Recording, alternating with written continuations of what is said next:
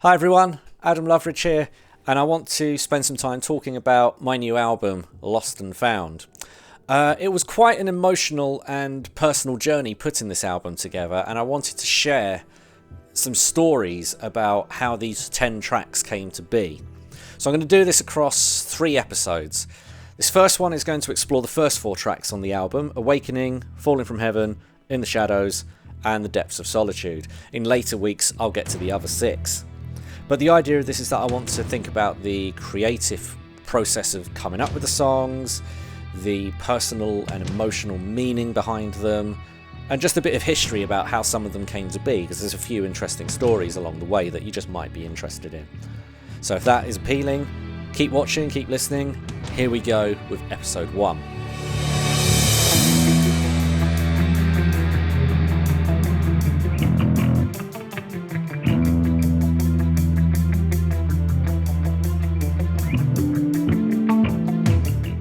So track 1 is Awakening.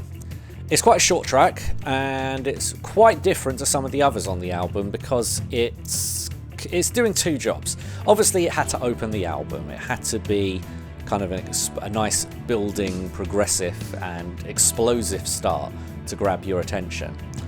But it also had a second job because it's one of the songs on the album that has a Roman numeral in front of it. So there's 3 songs: Awakening, The Wings of Time and Ethereal Skies. The 3 of those tie together as one sort of progressive, experimental, improvisational piece where I went in without a real structure and just came up with ideas. But it was mostly done on keyboards actually. For a guitar solo album, they kind of went off-piste a bit, and they were my chance just to get in there and really muck about and play around and come up with new things. So that was that opening track, Awakening. It has the idea of being the birth of something, the beginning, the genesis of something new and amazing. And when I was thinking of the big image behind it, I was thinking the universe. So that's where this song and the 2 that come after it, The Wings of Time and Ethereal Skies, come in. It's all about kind of the beginning and the growth of the universe. That's Awakening.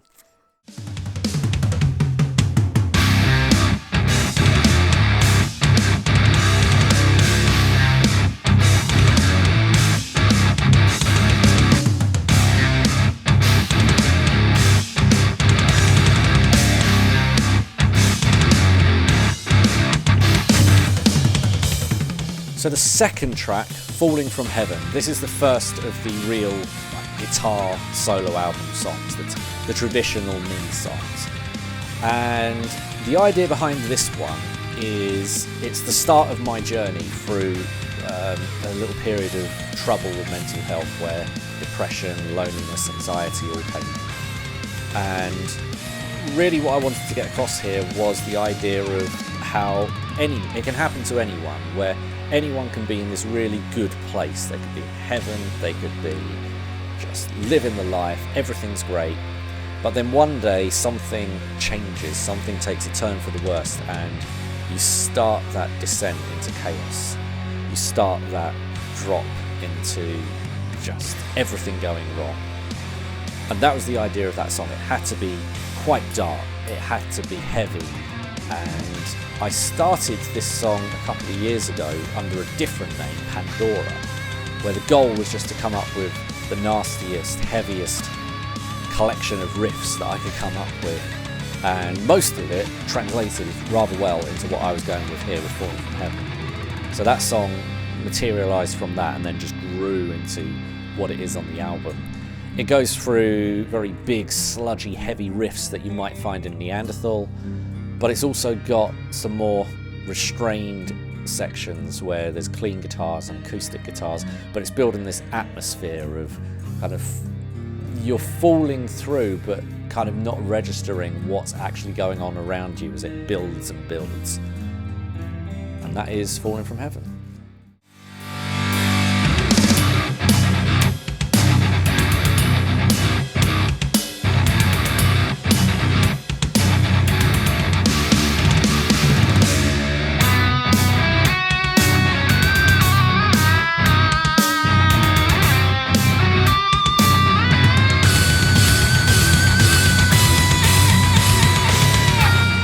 third song is In the Shadows, and again this is another pretty heavy one. It's a little bit sludgy, it's on the 7 string.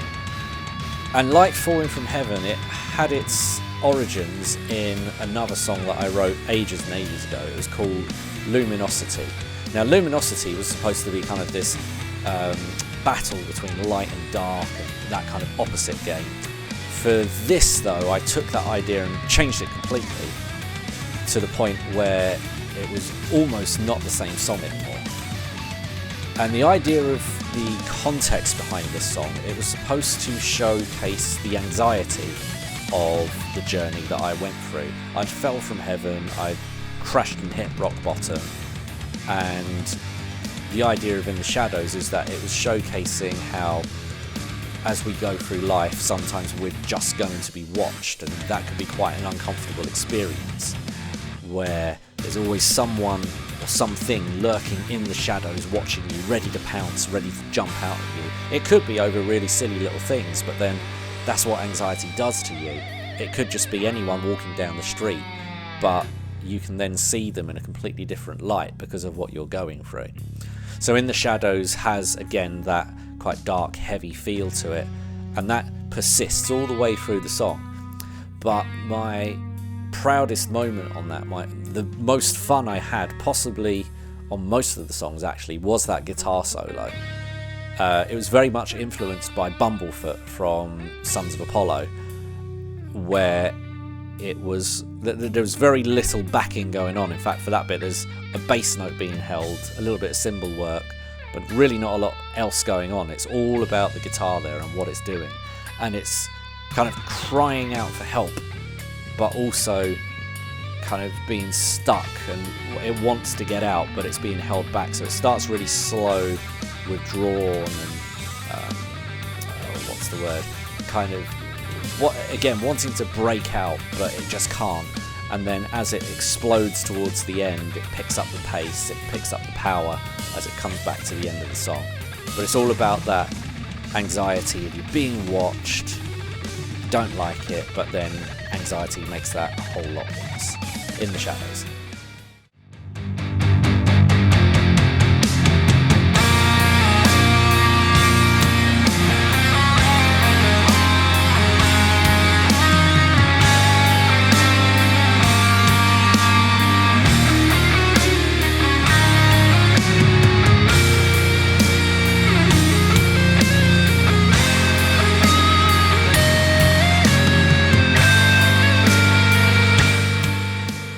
Fourth track, and the last one that I'm going to talk about today, is one of my personal favourites, The Depths of Solitude.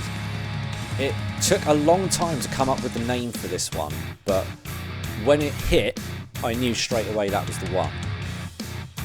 The idea of this song was simple, and it had to deal with the biggest problem that I encountered during my little journey through mental health trouble, and that was loneliness. Where as much as you want to be surrounded by people, your head is just telling you the complete opposite, to lock yourself away and not get involved with anything. And The Depths of Solitude had that single purpose. It had to go right into the depths, it had to go right into the worst of it. So I had to come up with what I would argue is probably my darkest and heaviest song that I've ever written. I was going to give that award to The Dark Tower, but then this came along afterwards, and that was it. It just took the cake completely. So it starts with a nice big heavy introduction, but then it does something that I haven't done before, and I've just gone completely acoustic, nothing else. Just stripped everything back, so it's just this one guitar by itself.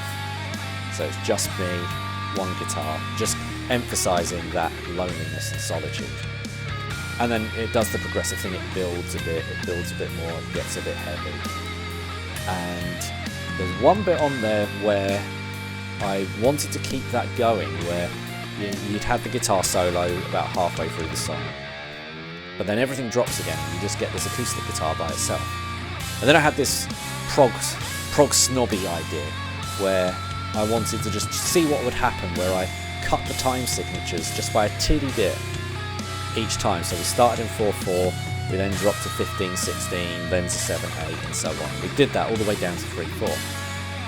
And at first I thought, well, this is just going to sound a bit weird, but in actual fact it fit perfectly, because it was just this, it was this descent again, kind of like falling from heaven, where you dropped and fell, and you just became more crazy. You were losing the plot a little bit more each time it dropped.